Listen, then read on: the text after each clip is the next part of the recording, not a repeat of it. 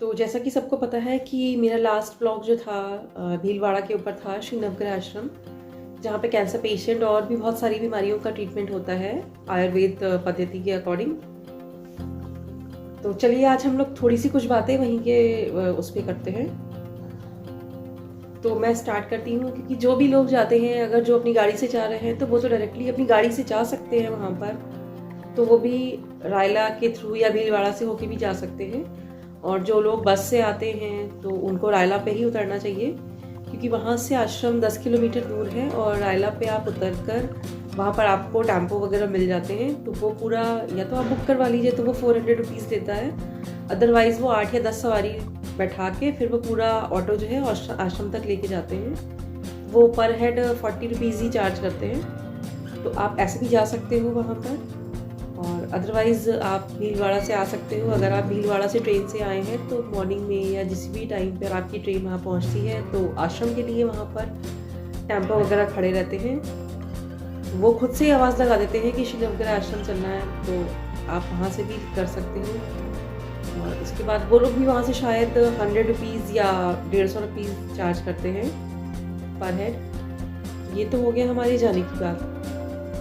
अब इसके बाद, क्योंकि जब हम लोग वहाँ पे जाते हैं, हमें अपना जो भी है रिपोर्ट वगैरह दिखा सकते हैं वहाँ पर। और ऐसा कोई ज़रूरी नहीं है कि वहाँ पे पेशेंट को जाना ही ज़रूरी है। अगर उसकी कोई रिपोर्ट है तो आप रिपोर्ट लेकर भी आप जा सकते हैं। आपके जो घर वाले हैं वो जा सकते हैं। वहाँ पर 3 वैद्य जो है आयुर्वेद के, 3 डॉक्टर्स जो बैठते थे, तो आप किसी भी डॉक्टर से आप कंसल्ट कर सकते हैं। वो आपकी रिपोर्ट के अकॉर्डिंग आपको ट्रीटमेंट देना स्टार्ट कर देंगे। बस इसमें ये रहता है कि तो ये पूरा आयुर्वेद है और सारे पाउडर फॉर्म में होते हैं। उनके जो काढ़े होते हैं या दवाई जो भी खाते हैं, कुछ दवाइयाँ जो होती हैं वो पानी से लेनी होती है, कुछ शहद से भी लेनी होती है। तो ये सब चीज़ें होती हैं, लेकिन वो बहुत एक्सट्रीमली कड़वी होती हैं। बट इसमें यह है कि अगर आपने परहेज कर लिया प्रॉपर, तो ये गारंटेड है कि आपको किसी और चीज़ की ज़रूरत नहीं पड़ेगी, आपको कोई भी ऑपरेशन की ज़रूरत नहीं पड़ेगी, ना कोई कीमो की ज़रूरत पड़ेगी। आपका जो भी डिज़ीज़ है वो वहीं से ठीक हो जाएगा। और बहुत से लोग ऐसे होते हैं कि जिनकी ट्रेन जैसे वो मॉर्निंग में पहुंच गए या शाम तक होती है, तो वहाँ पे रुक भी सकते हैं, उसमें कोई चार्ज नहीं लगता है। और बड़ा सा एक हॉल बना है मतलब आश्रम में, तो आप वहाँ पे रुक सकते हैं। और आश्रम के बाहर ही एक कैंटीन टाइप की है या भोजनालय कह सकते हैं, तो वहाँ पे भी बिल्कुल सादा सा खाना और चाय वगैरह आपको अवेलेबल हो जाएगी। तो वहाँ से भी आप खाना वगैरह खा सकते हैं, क्योंकि वहाँ पे दूसरा कोई ऑप्शन नहीं है खाने का, और बहुत ज़्यादा उसके पास कुछ वैरायटी भी नहीं होती है। तो जो आश्रम में खाना बनता है, लाइक जितने मेंबर्स वहाँ पे रुकते हैं उस हिसाब से सिंपल सा खाना होता है। दाल रोटी है या सब्जी रोटी है, इस तरीके का खाना आपको मिल जाएगा। बाकी आपको वहाँ पे छाछ मिल जाएगा पीने के लिए। तो ये तो हमारे खाने की बात हो गई। अब मैं ये बताना चाहूँगी कि मुझे कैसे पता चला था भीलवाड़ा के बारे में, क्योंकि 3 से 4 साल पहले या शायद 5 साल पहले मेरे हस्बैंड का एक फ्रेंड था, तो उसके फादर को माउथ कैंसर हो गया था। तो वो अंकल की दवाइयाँ लेके, मतलब उसको लेने के लिए वहाँ से जाना था, तो हम लोग भी साथ में गए थे। तभी हमें पहली बार नवग्रह आश्रम के बारे में पता चला था। वहाँ पे हम लोगों ने देखा, घूमा, वहाँ के बारे में सब कुछ पता किया, तो अच्छा लगा। फिर उसके बाद अभी, क्योंकि लास्ट जुलाई में जो मेरी मदर इन लॉ है, उनका कैटरैक्ट का ऑपरेशन हुआ था, तो ऑपरेशन के बाद भी जो उनकी विजिबिलिटी थी वो इतनी क्लियर नहीं थी। तो वो बार बार हम लोगों से बोल रही थी कि मुझे ठीक से दिखाई नहीं पड़ रहा है, तो मुझे दूसरे डॉक्टर से कंसल्ट करना चाहिए। तो फाइनली हम लोगों ने उनकी बात को डिसाइड मानकर ये हुआ कि चलो एक बार इनको दूसरे डॉक्टर से दिखा देते हैं। तो हम लोगों ने उनको दूसरे डॉक्टर से कंसल्ट करवाया। तब उन्होंने बोला कि नहीं, इनका ऑपरेशन तो ठीक हुआ है, बट आप इनको न्यूरोलॉजिस्ट को सजेस्ट करा, आप इनको न्यूरोलॉजिस्ट को दिखाइए। तो फिर हम लोग उनको न्यूरोलॉजिस्ट के पास लेके गए, तो उन्होंने कुछ टेस्ट लिखे, MRI वगैरह जो भी टेस्ट होते हैं, उन्होंने ये सारे टेस्ट करवाने को बोले थे। तो फिर हम लोगों ने जब उनके टेस्ट करवाए, तो उनकी ब्रेन की नस और आँख की नस के बीच में एक ट्यूमर हो रहा था, वो डिटेक्ट हुआ था।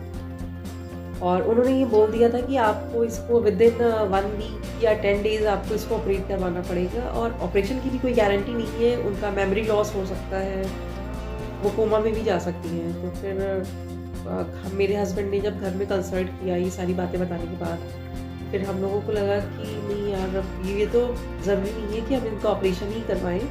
क्योंकि जब इसमें इतना रिस्क है तो फिर ऐसे रिस्क लेने का तो कोई मतलब ही नहीं बनता है, क्योंकि फिर हम लोगों को बस एक ही चीज़ माइंड में आई कि हम भीलवाड़ा जाएंगे नवग्रह आश्रम।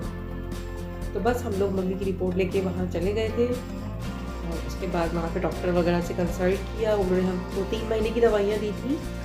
तो हमारे 3 महीने की दवाइयों का कोर्स पहले हो चुका था, तो उन्होंने बोला था कि आप 3 महीने के बाद आकर फिर से MRI करवाइएगा और उसके बाद हम उनका देखते हैं क्या रिजल्ट आता है। तो अभी लास्ट जब मैं भीलवाड़ा गई थी तो हम लोगों ने सेकेंड टाइम उनका MRI करवाया था। उनकी रिपोर्ट लेके डॉक्टर के पास गए थे। तो जब डॉक्टर ने उनकी रिपोर्ट देखी थी तो वो भी खुश थे कि चलो इनकी इम्प्रूवमेंट काफ़ी अच्छी है, क्योंकि मम्मी भी दवाइयों की डोज प्रॉपर नहीं ले रही थी, वो थोड़ा सा कम मात्रा में ले रही थी, क्योंकि एक तो दवाइयाँ बहुत ज़्यादा गर्म होती हैं तो लूज मोशन वगैरह भी हो ही जाते हैं, कई बार उनको जाना पड़ता था। तो इसलिए डॉक्टर ने बोला था कि आप दवाइयों की डोज थोड़ी कम कर सकते हैं, क्योंकि मम्मी का इतना ज़्यादा बड़ा भी नहीं था, एक नॉर्मल था, तो वो एक नॉर्मल वे में दवाई ले रही थी। तो डॉक्टर भी काफ़ी इम्प्रेस हुए कि चलो इनका इम्प्रूवमेंट जो भी है इतना अच्छा हुआ है तो बेटर है। तो अब उन्होंने हम लोगों को बोला है कि 6 महीने के बाद आप आइएगा, MRI करवा के फिर देखते हैं। तो वही मैं कहना चाहती हूँ कि जैसे हम लोग गए, हम लोगों को पता चला था, वैसे अभी मेरे वीडियो के थ्रू आप लोगों को भी पता चला है। जिसको और भी क्वेरीज हैं वो प्लीज़ यूट्यूब पे जाके भी सर्च कर सकते हैं कि मैं कहीं झूठ तो नहीं बोल रही हूँ। नवग्रह आश्रम का आप देख सकते हो, और ऐसा तो कुछ नहीं है, इसमें झूठ बोलने वाली कोई बात नहीं है, क्योंकि अभी आजकल तो कैंसर को लेकर सब इतना अवेयर हो गए हैं। वहाँ पे जो डॉक्टर हैं खुद भी कैंसर अवेयरनेस की क्लासेस चलाते हैं इन द सेंस कि जो वहाँ के जो मेन हैं डॉक्टर हंसराज चौधरी जी, वो आयुष मंत्रालय के हेड भी हैं। तो वो सुबह 8 से 10 एक सबकी क्लास लेते हैं जो कैंसर पेशेंट होते हैं, उनको उस कैंसर के बारे में अवेयर करवाते हैं कि हमें अब बहुत ज़्यादा कैंसर से डरने की ज़रूरत नहीं है, हमें कैसा खान पान करना चाहिए, हमारी कैसी लाइफस्टाइल होनी चाहिए। तो ये 2 घंटा उनकी क्लास रहती है। आफ्टर दैट जो दूसरे वैद्य होते हैं या डॉक्टर्स होते हैं तो वो हमें कैसे दवाइयाँ खानी चाहिए, कैसे काढ़ा बनाना चाहिए, कौन सी दवाई हमें शहद से लेनी है, कौन सी दवाई हमें गौ अर्क के साथ लेनी है, तो वो सारा चीज़ें हमें इस बारे में बताएं। क्योंकि जो भी मेरे नए ब्लॉग में जो भी लोग नए हैं तो वो तो मैं बता चुकी हूँ कि आप किस तरीके से बस और ट्रेन से जा सकते हैं, वहाँ पे आश्रम पहुँच सकते हैं। तो अब ये मैं दिखाती हूँ, ये कुछ दवाइयाँ हैं, ये देखिए, ये है कैंसर किट। ये भी एक पाउडर के फॉर्म में ही होती है और इसका भी काढ़ा बनता है। ये काढ़े के फॉर्म में पी जाएगी दवा। और ये एक सेकंड जो दवाई है ये है रक्त शोधन, ये भी काढ़े के फॉर्म में ही पी जाती है। ये भी पाउडर के फॉर्म में ही होती है, उसको भी काढ़ा बना के ही पिया जाता है। और एक ये दवाई है माइग्रेन। ये दवाई जो होती है शहद से ली जाती है, क्योंकि वैसे एक चौथी दवाई थी कीमो किट, लेकिन क्योंकि वो फर्स्ट 3 मंथ के लिए उन्होंने दी थी कीमो की दवाई, और अभी रिपोर्ट देखने के बाद उन्होंने कीमो वाली दवा बंद कर दी है कि वो बहुत ही ज़्यादा हार्ड होती है। तो वो अकॉर्डिंग टू पेशेंट वो देते हैं कि किसको कितने टाइम के लिए देनी चाहिए। तो इस बार मम्मी की कीमो वाली जो किट है वो बंद हो गई है। अभी फ़िलहाल इनकी ये 3 दवाइयाँ ही चल रही हैं। तो बाकी तो ये सारी दवाइयाँ हैं, बहुत ही ज़्यादा कड़वी होती है और इसमें आप शहद भी डाल सकते हो। थोड़ा थोड़ा शहद डाल के आपको काढ़ा बना के पीना है। कुछ दवाइयों को आपको शहद के साथ लेना है, कुछ पानी से लेना है, तो वो जैसा भी होता है पेशेंट के अकॉर्डिंग। क्योंकि लीवर किडनी के भी पेशेंट वहाँ पर आते हैं, अस्थमा के भी आते हैं, बहुत सी डिजीज़ेज हैं जिनके पेशेंट आते हैं वहाँ पे। तो वो वहाँ पे जो वैद्य जी हैं वो खुद ही बता देते हैं कि आपको दवाइयाँ किस किस फॉर्म में लेनी है। बाकी एक जो कच्ची हल्दी होती है वो आपको जो गौमूत्र होता है उसके साथ लेनी होती है, वो भी है मम्मी के पास, वो भी मम्मी लेती हैं, सुबह शाम दोनों टाइम लेती हैं। और ये दवाइयाँ दोनों भी सुबह शाम ही लेनी होती है। और हर एक दवाई के बीच में आपको एटलीस्ट 40 to 50 मिनट्स का डिफरेंस रखना होता है। तो बस यही होता है कि सुबह से ही इनका दवाइयों का प्रोग्राम शुरू हो जाता है, फिर शाम तक ऐसे ही होता रहता है। बाकी खाने में आपको जो भी होता है आपका परहेज रहता है, आपका जो अनाज वाला खाना होता है जैसे गेहूँ चावल है, जौ बाजरा बेसन और ये सारी चीज़ें जो अनाज वाली होती हैं प्रॉपर, ये सब आपको वो बंद करनी पड़ती है। जिसमें कार्बोहाइड्रेट वगैरह मिलता है तो वो सारी चीज़ें आपको बंद करनी पड़ती हैं, क्योंकि जो भी कैंसर्स की सेल होती हैं ना वो ये कार्बोहाइड्रेट और इन सारी चीज़ों से जल्दी ग्रो करती हैं। तो अब इन सारी चीज़ों में, और हमारा जो खाना होता है वो जैसे जो व्रत का जो खाना होता है, सिंघाड़े का आटा है, कुट्टू का आटा है, ये सब खाना होता है। तो अभी ये सब तो इसमें कार्बोहाइड्रेट इतना नहीं होता है, तो ये सारा कुछ हमारी बॉडी के लिए अच्छा होता है। आपको जो चीनी होती है वो बंद करनी पड़ती है, आपको वाइट नमक बंद करना पड़ता है, आपको सीधा नमक ही प्रॉपर खाना पड़ता है, आपको गाय का दूध पीना पड़ता है। इसमें मतलब भैंस का दूध आप नहीं ले सकते हो कभी कभी, बट आपको देशी गाय का दूध चाहिए होता है, देशी गाय का घी चाहिए होता है। और जो भी घी आश्रम से मिलता है तो उसमें भी 22 या 23 टाइप्स की जड़ी बूटियाँ उसमें मिक्स होती हैं, तो वो घी भी वहाँ पे आपको अवेलेबल हो जाता है। आप गौचरण वगैरह चाहें तो आप आश्रम की गायों का ले सकते हैं, क्योंकि अब हमारा तो पॉसिबल नहीं था, तो हम तो मार्केट से ही ले लेते हैं। बाकी मुझे पतंजलि की तो नहीं अच्छी लगी यहाँ पर मम्मी को। एक श्री की आती है, वो ठीक है, क्योंकि दूसरी ब्रांड की जब मम्मी पीती है तो उनको वो कहती है कि मेरी जीभ कट गई है, तो इस वजह से वो श्री की ज़्यादा पसंद करती है, तो वही हम लोग लेकर आते हैं।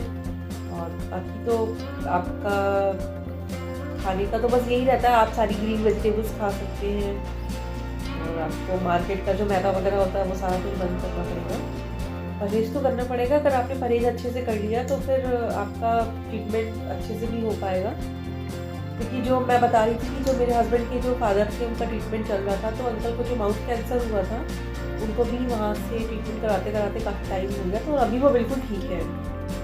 तो एक तो हमारे पास सबसे बड़ा एग्जाम्पल यही था कि ऑपरेशन ना कराने का और भीलवाड़ा जाने का, तो सबसे बड़ा प्लस पॉइंट हमारा यही था। मैंने कहा कि जब उन्हें इतनी ज़्यादा दिक्कत थी और वो जब ठीक हो सकते हैं, तो मम्मी का तो ना के बराबर है, तो वो तो जल्दी ठीक हो जाएगा।